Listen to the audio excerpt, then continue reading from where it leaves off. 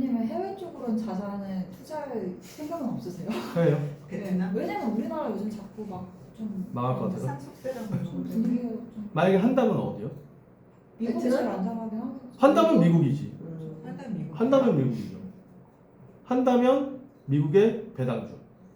만약에 내가 한다면 그 한 2%에서 3% 정도 배당 나오는 애들 있잖아요.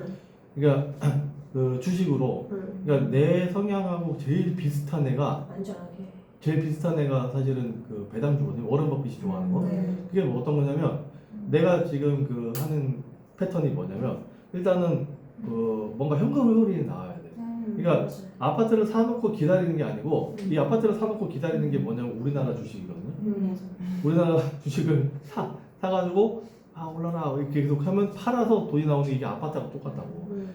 뭐를 아파트를 사놓고 오르기를 기다려 그걸 팔아야 내가 나오는 거. 이게 우리나라 주식인데 내가 우리나라 주식을 안 하는 이유거든요. 우리나라 주식을 안 하는 이유가 그런데 얘가 퍼센티지는 지금은 뭐 좀 낮아. 내가 봤을 때는 배당주 자체가 안전하긴 한 것 같은데 만약에 내가 한다 그러면은 코카콜라나 마이크로소프트나 요런 데 ETF나 그런 거 주로 하는 ETF나 요런 걸로 갈 텐데 요거가 배당률이 보통 한 3% 2, 3% 정도 되거든요. 2, 3% 그러니까 안전 쪽으로 갔을 때. 근데 얘가 어떤 거냐면 내가 예를 들어 용인에다가 다가구 주택을 짓거나 원룸을 지어 그러면은 얘가 올라가든 내려가든 관심이 없어요. 나는.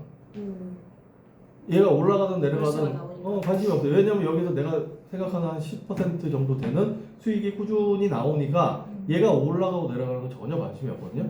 이 성향하고 똑같은 성향이 뭐냐면 배당주더라고. 그래서 내가 워렌 버핏 아저씨를 예전 20년 전부터 공부를 하고 있었는데 우리나라 주식하고 얘를 매치를 해보면 안 맞더라고. 안 맞아. 근데 이 기본 개념, 워렌 버핏의 투자의 기본 개념을 내가 머릿속에 탑재를 하고 있으니까 자연스럽게 내가 이 길로 가게 된 거예요. 원룸 건물이나 수익용으로 얘를 일단 사나 얘가 배당주야. 그 사람한테는 코카콜라인 거예요. 사놓고 얘에서 월세가 나와. 근데 얘는 안전자산이야. 어쨌든 뭐 완전히 후지 조각이 될 건 아니잖아. 내가 원룸을 지었는데 그 원룸이 어느 날 상장 폐지가 됐어. 그래가지고 영원히 될 확률은 없잖아.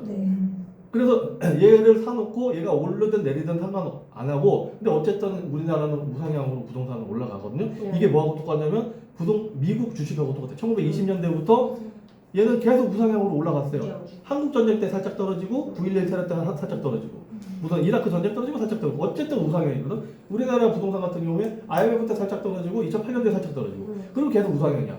똑같아 패턴이. 그러니까 똑같은 패턴이 이쪽에 미국 주식, 코카콜라 같은 애들이고 여기서는 우리나라 부동산인 거지. 근데 우리나라 주식에는 얘가 매칭되는 게 하나도 없어요. 그러다 보니까 나는 우리나라 주식에서 그걸 찾다가 못 찾았어. 그래서 얘하고 가장 유사한 패턴인 게 지금 하고 있는 거예요. 그러니까 원룸을 해서 얘는 오르든지 내리든지 관심이 없어. 이쪽 주식 배당주들도 얘가 오르락 내리락 하는 건 관심이 없는 거거든요. 그냥 모으는 거지. 얘도 나는 모으는 거고. 근데 여기서 월세 흐름이 나와. 현금 흐름이 나와. 근데 얘는 지금 10%에서 12%거든요. 이제 나 같은 경우에는 예전에 갖고 있던 건 20%라고.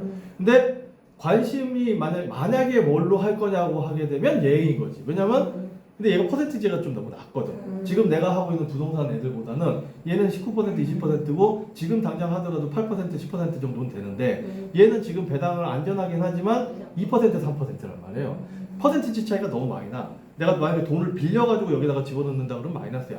배당주라고 하더라도. 그래서 지금은 얘는 아닌 거지. 내가 만약에 내년부터 이제 탱자탱자 놀면서 소설이나 쓰고 그러려고 그러는데 근데 힘들어서 못하겠어요. 진짜세요? 네? 진짜세요? 힘들어서 못하겠어요. 사람들 저기 9명, 6명이 하는데 그래서 만약에 이제 내가 한다고 그러면 저기 이제 매년 이제 거기서 난 월세가 이제 모이는 돈들이 이제 애들하고 저거 쓰더라도 한 3,4천만 원이 매달 모인단 말이야. 그러면 얘네들을 모아가지고 뭐 하지? 라고 생각을 할 때 그때 이걸로 그냥 해볼까? 요 정도는 돼. 그러니까 이게 어떤 돈을 불린다는 개념보다는 월세 나오는 그러니까 배당주로 해가지고 돈을 불리는 개념보다는 아까 얘기한 것처럼 만약에 대표님이 하신다면 어디 하실 거예요. 우리나라가 혹시 망할 수도 있잖아요. 그 관점에서 봤을 때 이쪽에다가 약간 분산. 분산을 해놓는다는 개념이 돈을 번다는 개념은 아니에요. 돈을 번다는 개념이 아니고 진짜로 저기 김정은이가 막 이상한 짓 하고 뭐 이러고 저러고 해가지고 한다 그러면은 저기 일단 도망갔을 때 뭐가 있어야 될 거 아니야. 달러 조정이 좀 있어요. 세계 어디에 도망을 가더라도 뭐 달러로 갖고 있는 게 뭐가 있어야 될 거 아니야. 그래서 그럴 때 그거를 대비해가지고 혹시나 해서 이제 그쪽에다가 이제 그 정도를 아 그럼 좀 미국 주식을 안 하고 계시는 거? 안 하고 있죠. 난 주식은 아예 안 해요. 비트코인으로 안 해. 비트코인도 안 해요. 비트코인은 30대 남자가 제일 많이 하지 않나요? 네. 설마. 20, 30대 남자. 아 코인이나 그런 거 전혀 안 하고 주식은 왜 안 하냐면 그 여태까지 국내 주식이었기 때문에 그 사람들이 포커스가 국내 주식이었잖아. 그리고 지금 그 우리나라에서 이제 미국 주식 배당주 한 그것도 한 2, 3년밖에 안 되거든 사실은. 이게 오래된 건 아니라고. 네, 저죠. 네. 그랬는데 만약에 내가 나이가 젊었다고 하더라도 안 했을 거예요. 30대에서 40대라고 하더라도 미국 주식을 안 했을 거야. 왜냐면 너무 작아. 내가 생각하는 그 수익률에 비해서 너무 작아요. 그러니까 30대하고 40대는 자산을 불려야 되는 시기잖아요. 자산을 불려야 되는 시기이기 때문에 알았더라도 지금 내가 안 할 거예요. 부동산 쪽으로 했을 거야.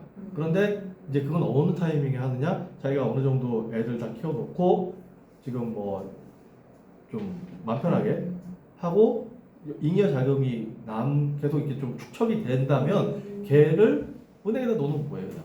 그래서 그 은행에다 넣어놓느니 거기에다가 넣어서 하다가 혹시 정은이가 팍 터트리면 얼른 저기 배 타고 일본으로 가가지고 미국을 못 가지. 어떻게 비행기 못 뜨지. 그럼 일단 저기 미랑선 타가지고 애들하고 인천 앞바다에서 일본으로 가서 거기에서 다시 국적 회복해가지고 그러면 이제 미국에 주식이 있으니까 통장만 갖고 아니 통장이 아니라 그 저거만 있으면 핸드폰만 있으면 거기 가가지고 이제 사고 팔고 해가지고 대표님 만약에 대표님 30, 40대로 다시 돌아가신다고 했는데 만약 5천